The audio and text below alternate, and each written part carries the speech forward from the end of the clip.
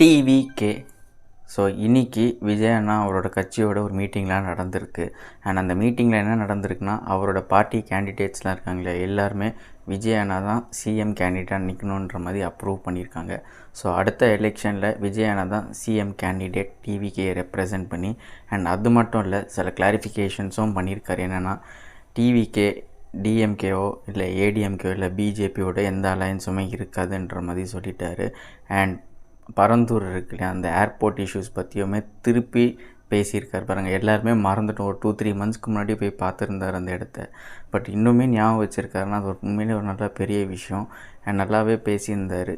So Tamil Nadu பீப்புளுக்கு ஒரு சின்ன ரிக்வெஸ்ட் என்னென்னா, நம்ம விஜயகாந்த் அவரை தான் விட்டுட்டோம். கடைசி நம்மளுமே ட்ரால் பண்ண ஆரம்பிச்சிட்டோம் அவரை, மீடியாவுக்கு அவரை ப்ரொஜெக்ட் பண்ணனால. இந்த மாதிரி விஜய் அண்ணாக்கு நடக்கக்கூடாது. அதுக்கப்புறம் ஒரு சேஞ்ச் கொண்டு வரதுக்கு யாருமே இருக்க மாட்டாங்க தமிழ்நாடுல.